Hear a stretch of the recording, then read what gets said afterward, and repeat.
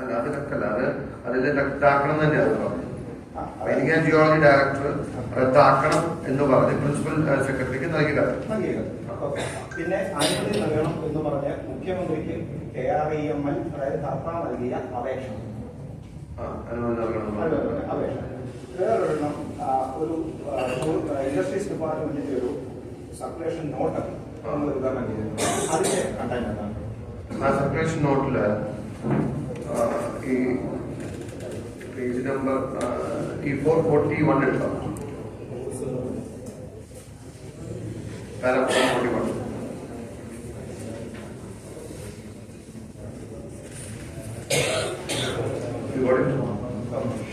441 എല്ലാം വായിക്കണ്ട.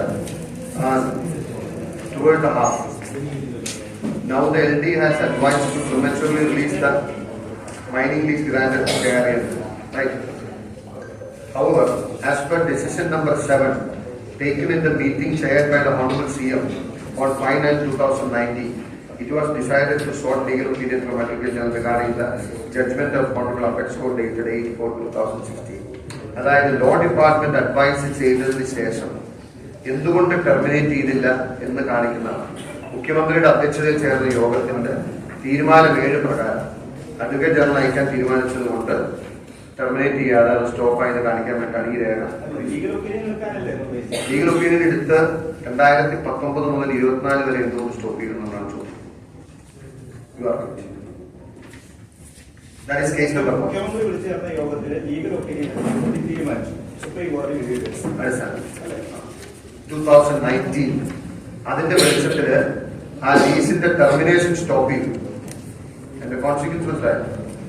അത് ഞാൻ ഈ കേസ് ഫയൽ ചെയ്യുന്നവരെ, വിജിലൻസ് കേസ് ഫയൽ ചെയ്യുന്നവരെ ഈ ലീസ് ടെർമിനേറ്റ് ചെയ്തില്ല. That's the favour number 1 by CM for this company. Is it clear? അന്വേഷണത്തിന് ഉത്തരവിടാൻ പര്യാപ്തമാണോ സംശയമാണ് കോടതി. That's up to the court. I mean, ഇതിനപ്പുറം ഇനിയിപ്പോ ഇത് അപ്രീഷിയേറ്റ് ചെയ്യുന്ന കോടതിയാണ്. കോർട്ട് എങ്ങനെ അപ്രീഷിയേറ്റ് ചെയ്യുന്ന മാധ്യമപ്രവർത്തകരെ ബോധ്യപ്പെടുത്താനാണോ അല്ലെ കോടതിയെ ബോധ്യപ്പെടുത്താനാണോ? അല്ല, ഞാൻ പറഞ്ഞ ഇത് മാധ്യമപ്രവർത്തകർ നിങ്ങൾ തന്നെ റിപ്പോർട്ട് ചെയ്തല്ലോ, കോടതിയിൽ വേണ്ട തെളിവുകൾ എത്തിയിട്ടില്ല. So naturally I need to be transparent. കോടതി വിശ്വാസം 100% വിശ്വാസം.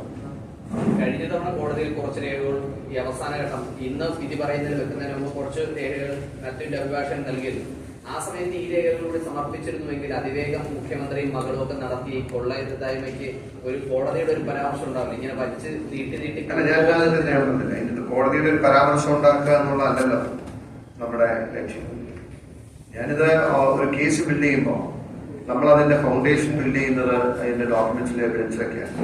അതിന് അതിൻ്റെതായ ഒരു വ്യവസ്ഥാപിതമായ രീതിയാണ്, അതിനൊരു strategy.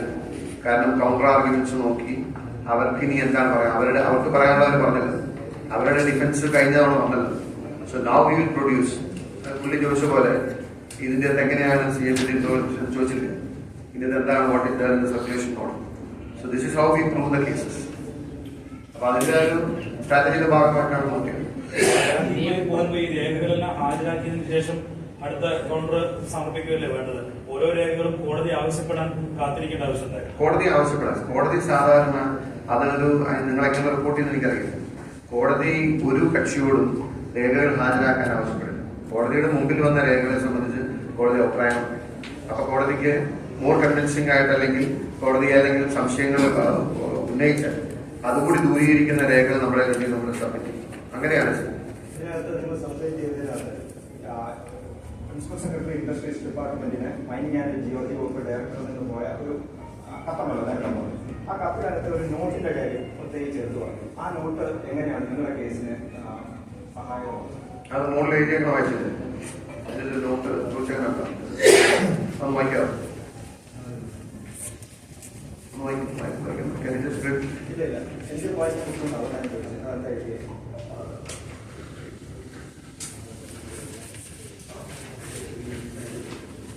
Please process this.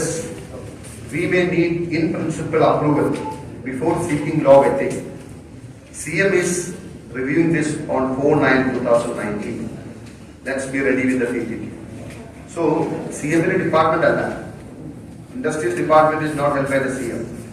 He himself has taken interest and he himself is reviewing the file. Why? Why?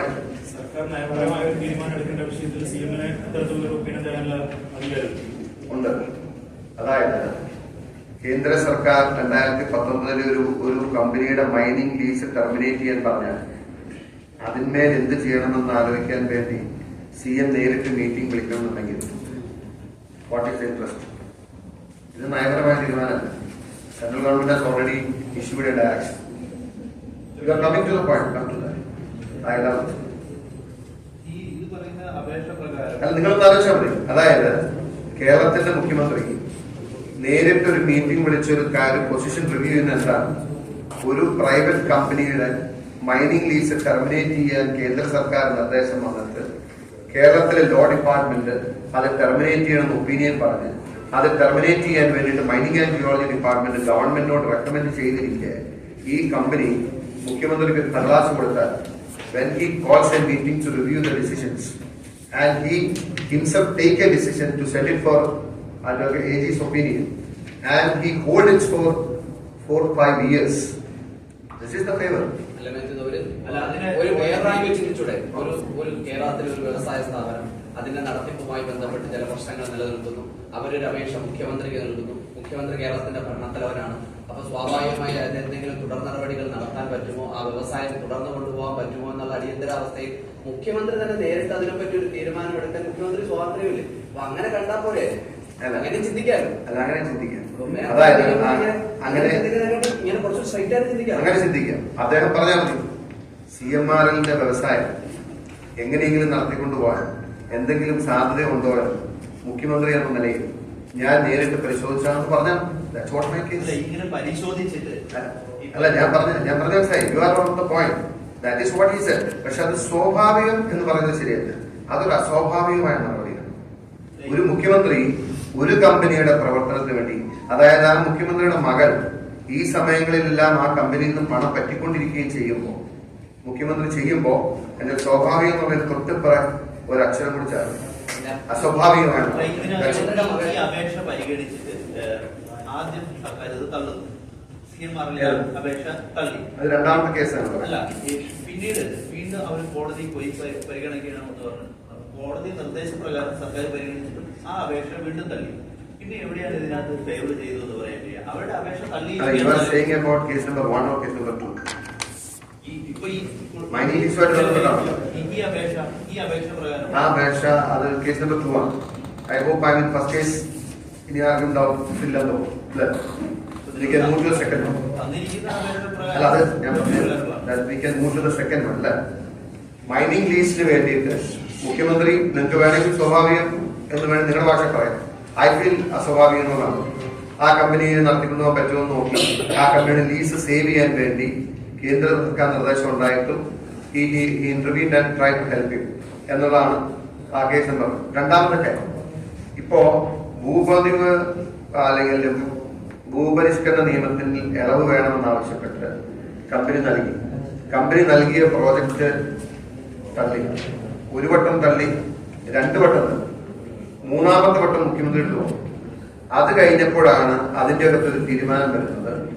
മറ്റേതെങ്കിലും പ്രോജക്റ്റ് ഉണ്ടെങ്കിൽ സമർപ്പിക്കാൻ പറഞ്ഞു. അതൊരു ആനുകൂല്യമാണ് കമ്പനിക്ക്. 2 വട്ടം തള്ളിയാൽ സ്വാഭാവികമായിട്ട് എന്ത് സംഭവിക്കണം?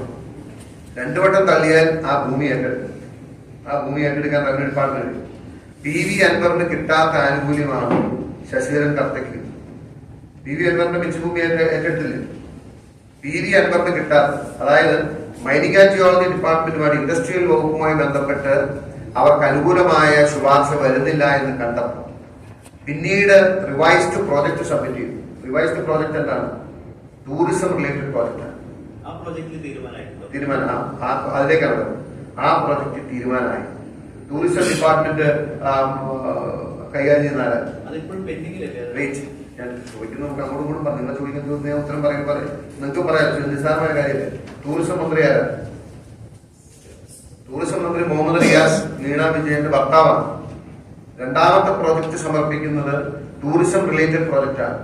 ടൂറിസം റിലേറ്റഡ് പ്രോജക്റ്റ് പരിഗണിക്കുന്ന സമയത്ത് കേവലം 5 മാസക്കാലത്തേക്ക് ഒരു കളക്ടർ അപ്പോയിന്റ് ചെയ്തു. ഞാനത് നിങ്ങൾ പറഞ്ഞത് യു ക്യാൻ സേ ദാറ്റ് സ്വാഭാവികമല്ലേ എന്ന് പറഞ്ഞാൽ സ്വാഭാവികമാണെന്ന് പറയേണ്ടത്. കളക്ടർ വെക്കാൻ പാടില്ല, മുഖ്യമന്ത്രിക്ക് കളക്ടർ മാറ്റാനുള്ള അധികാരമില്ല. 5 മാസത്തേക്കോ 2 മാസത്തേക്കോ 3 മാസത്തേക്കോ 1 വർഷത്തേക്കോ വേണമെങ്കിൽ കറക്കാൻ പവേഴ്സ്. ഒരു കളക്ടർ അപ്പോയിന്റ് ചെയ്ത് വരുന്നു. ആ കളക്ടറുടെ കാലഘട്ടത്തിൽ ടൂറിസം ഡിപ്പാർട്ട്മെന്റിന്റെ നോമിനിയായി വന്നയാൾ ഈ പ്രോജക്ട് ഈ ജില്ലയ്ക്ക് ഗുണകരമാണ് എന്ന ഒപ്പീനിയൻ തിരിച്ച് ആ രേഖ ഒന്ന് കൊടുത്തോ. അതൊന്നും എടുക്കാം. ഇതിന്റെ സ്റ്റാർ നമ്പർ 4 അത് ഞാൻ വായിക്കണം. രേണുരാജല്ല, KSIDCയുടെ ടൂറിസം ഡിപ്പാർട്ട്മെന്റിന്റെ പ്രതിനിധി പറയുന്നു ഈ പ്രോജക്ട് ഈ ജില്ലയ്ക്ക് ഗുണകരമാണെന്ന് പറയും.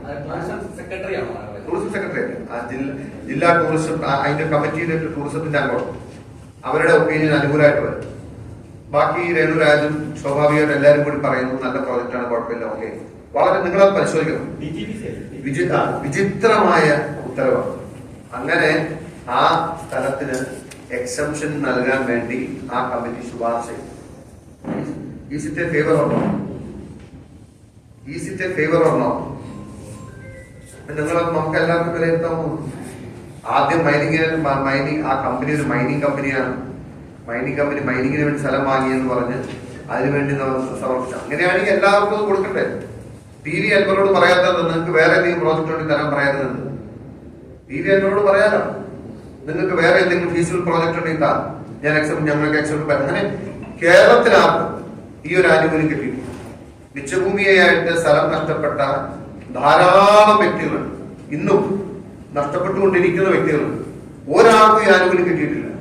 അവരുടെ പ്രോജക്റ്റ് റിജക്ട് ചെയ്ത് കഴിഞ്ഞപ്പോൾ മുഖ്യമന്ത്രി കൊടുത്തതിന് ശേഷം പിന്നീട് പറയാനാണ് വേറെ ഏതെങ്കിലും പ്രോജക്റ്റ് ഉണ്ടെങ്കിൽ കാണും. അപ്പൊ റിവൈസ്ഡ് പ്രോജക്റ്റ് വരിക. എത്ര കാലമായി? You can ask anything. DTPC അംഗം ഈ പദ്ധതി ജില്ലയ്ക്ക് ഗുണകരമാണ് എന്ന് പറഞ്ഞ് റിപ്പോർട്ട് നൽകി. ആ റിപ്പോർട്ട് നൽകിയതിന്റെ അടിസ്ഥാനത്തിൽ തുടർന്നെന്താണ് സംഭവിച്ചത്? റെക്കമെൻഡ് ചെയ്തു എക്സെപ്റ്റ് കൊടുക്കാൻ പറയും. ആ കമ്മിറ്റിയിൽ അദ്ദേഹം കാണും. ഏതൊക്കെ കമ്മിറ്റിയാണ്? കളക്ടർ ചെയർ ചെയ്യുന്ന കമ്മിറ്റിയാണ്. കളക്ടർ ചെയർ ചെയ്യുന്ന കമ്മിറ്റിയില് ഇത് ടൂറിസം പ്രോജക്റ്റ് ആയിട്ട് ടൂറിസത്തിന്റെ പ്രതിനിധിയുണ്ട്, അതുപോലെ KSCBയുടെ പ്രതിനിധിയുണ്ട്, KSIDCയുടെ പ്രതിനിധിയുണ്ട്. അപ്പൊ ഇവരെല്ലാം ചേർന്നത് കുഴപ്പമില്ല, കൊള്ളാം, നല്ല സാധനമാണ്, റെക്കമെൻഡ് ചെയ്തു. ആ റെക്കമെൻഡേഷൻ ആണ് ക്രൂഷ്യൽ. ടൂറിസം വകുപ്പിലേക്കല്ല, ഗവൺമെന്റിലേക്ക്, ലാൻഡ് ബോർഡ് സെക്രട്ടറിക്ക് കൊടുത്ത് റവന്യൂ ഡിപ്പാർട്ട്മെന്റ് ആണ്. അന്ന് റവന്യൂ ഡിപ്പാർട്ട്മെന്റ് എന്ത് ചെയ്തു? ഈ നിലവിലുള്ള എല്ലാ മാനദണ്ഡങ്ങളും ലംഘിച്ചാണ് ശുപാർശ. ആ ശുപാർശ തെറ്റാണെന്നും ആ ശുപാർശ പുനഃപരിശോധിക്കാനും ആ ശുപാർശ ക്വാഷ് ചെയ്യാനും നിൽക്കാതെ മറ്റൊരു ഫ്ലിംസി ഗ്രൗണ്ട് പറഞ്ഞ് അത് തള്ളി. ഇവർക്ക് ലാൻഡ് എക്സ്പെൻഷൻ കൊടുക്കാൻ പറ്റില്ല എന്ന് പറഞ്ഞ് വേറൊരു ഫ്ലിംസി ഗ്രൗണ്ടില് തള്ളി. ഞാനൊരു ലോയർ ആയതുകൊണ്ട് ഞാൻ ആദ്യം അത് കണ്ടപ്പോ പറഞ്ഞു that is to help them. അവർ ഹൈക്കോടതി ചലഞ്ച് ചെയ്യും. ഏത് ജഡ്ജിക്കും അത് ക്വാഷ് ചെയ്തിട്ടുണ്ട്. നമ്മൾ പറഞ്ഞ പോലെ തന്നെ ജഡ്ജി അത് ക്വാഷ് ചെയ്യും. അവസരം നൽകി സ്വാഭാവികമായിട്ട് ക്വാഷ് ചെയ്യും. രണ്ടാമത് വീണ്ടും പരിഗണിക്കാൻ പറഞ്ഞു. വീണ്ടും പരിഗണിച്ച് തള്ളി. അപ്പോഴും ഈ ശുപാർശ നിലനിൽക്കുകയാണ്. ഈ ശുപാർശ നിലനിൽക്കുന്നിടത്തോളം കാലം ലാൻഡ് വിൽ ബി സേഫ് വിത്ത് ജില്ലാ സമിതിയുടെ ശുപാർശ. ഞാനെന്റെ സ്വാഭാവികമാണോ എന്ന് വെച്ചാൽ എനിക്കറിയില്ല. രേണുരാജിനെ അപ്പോയിന്റ് ചെയ്ത് ഈ ശുപാർശ നൽകി 2 മാസം കഴിഞ്ഞപ്പോൾ അവരെ മാറ്റി അവരുടെ ഭർത്താവിനെയാണ് അവിടെ കളക്ടറായിട്ട് വെച്ചത്. ഹൈലി കോൺട്രവേഴ്സ്യലാണ്. നിങ്ങൾക്ക് ഓർമ്മയുണ്ടെന്നിരിക്കണം. 1 മാസത്തിനകത്ത് മാറ്റിണ്ടാവും. ഇതെല്ലാം സ്വാഭാവികമായി സംഭവിക്കുന്നതാണെങ്കിൽ, പക്ഷേ ഐ ഫീൽ ദർ ഇസ് അസ്വാഭാവികമായിട്ടാണ് ഇതൊക്കെ നടന്നത്. ഈ 2ാമത്തെ കേസ് ക്ലിയർ ആണെങ്കിൽ we can move to the third case. അതെ, അദ്ദേഹത്തിന്റെ പേരെച്ച ആദ്യം സബ്മിറ്റ് ചെയ്ത പ്രോജക്റ്റ് പാസ്സാകാതെ വന്നപ്പോ ആദ്യം സബ്മിറ്റ് ചെയ്ത പ്രോജക്റ്റ് അല്ലാതെ മറ്റു പ്രോജക്റ്റ് ഉണ്ടോ എന്ന് ചോദിച്ചിട്ട് they opted for a project under tourism. വളരെ വിചിത്രമായിട്ട് ടൂറിസം വകുപ്പിന്റെ പ്രതിനിധി ആ കമ്മിറ്റിയിൽ പങ്കെടുത്ത പ്രതിനിധി ഈ പ്രോജക്റ്റിനെ അനുകൂലിച്ച് റെക്കമെൻഡ് ചെയ്തു. അതാണ് അതിന്റെ നടന്നിട്ടുള്ളത്. അപ്പൊ ആ സമയത്ത് ഈ ശുപാർശ കൊടുക്കുന്ന സമയത്ത് ടൂറിസം മന്ത്രിയുടെ ഭാര്യ ഈ കമ്പനിയിൽ നിന്നും പണം വാങ്ങിക്കൊണ്ടിരിക്കുകയാണ്.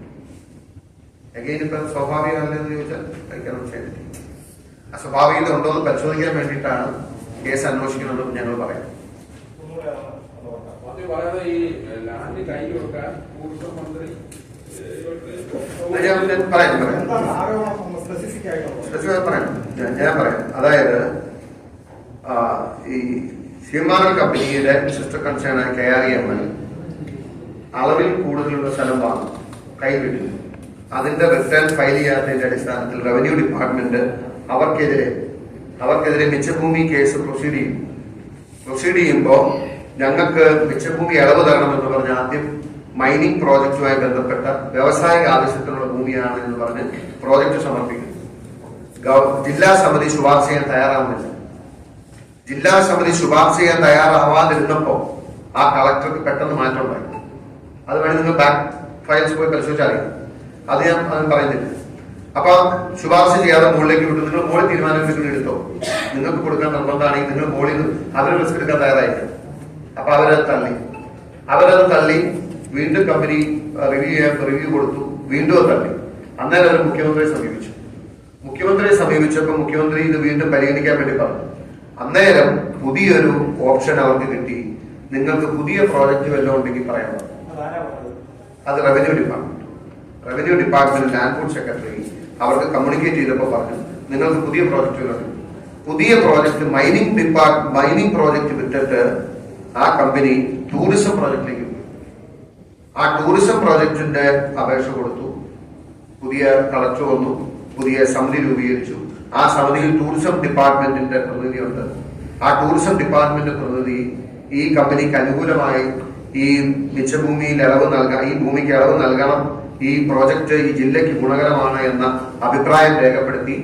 ആ രേഖപ്പെടുത്തുന്ന സമയത്ത് ഈ ടൂറിസം മന്ത്രിയുടെ ഭാര്യ ഈ കമ്പനിയിൽ നിന്നും പണം പറ്റിക്കൊണ്ടിരിക്കുകയാണ്. Is it clear? ടൂറിസം മന്ത്രി ഈ പറയുന്ന സർക്കാർ ഏറ്റെടുക്കേണ്ട ഭൂമിയിൽ ടൂറിസം പദ്ധതി നടപ്പിലാക്കുന്നതിന് വേണ്ടി ഇടപെട്ടു എന്നാണ് ഞാൻ പറഞ്ഞല്ലോ. സംഭവിച്ചത് ഇത്രയാണ്.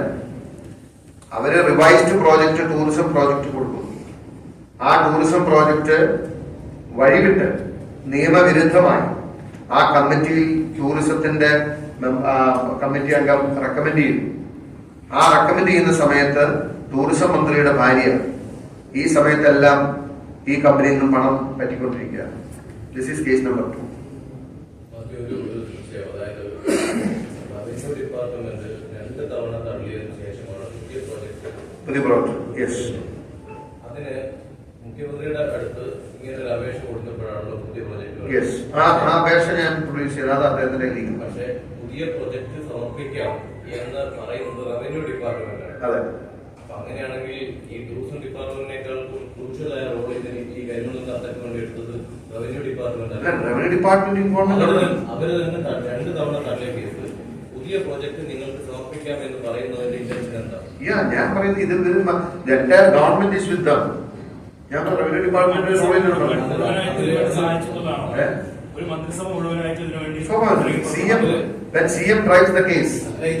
ടൂറിസം ഡിപ്പാർട്ട്മെന്റും CM-ഉം പോലെയല്ല. റവന്യൂ ഡിപ്പാർട്ട്മെന്റ് സെപ്പറേറ്റ് ഒരു പൊളിറ്റിക്കൽ പാർട്ടിയുടെ ലീഡറാണ്. അതെ, അവരും ആൻസറബിൾ ആണ്. അപ്പൊ അങ്ങനെയാണെങ്കിൽ why you gave an option ഉള്ള റവന്യൂ ട്രാൻസ്ഫർ ചെയ്താണ്.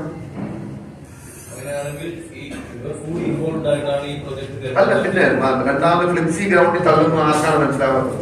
അത് മാത്രമല്ല, ആ ശുപാർശ വന്നപ്പോ റവന്യൂ ഡിപ്പാർട്ട്മെന്റ് തള്ളിന്ന് വരുത്തുകയും വേണം, മുഖം രക്ഷിക്കുകയും വേണം, ആൾക്ക് ഗുണം കിട്ടുകയും വേണം. അതിന് വേണ്ടിയിട്ട് കോടതി പോകാൻ അവസരം കൊടുത്ത് കോടതി കോഷ് ചെയ്ത് മേടിച്ചു.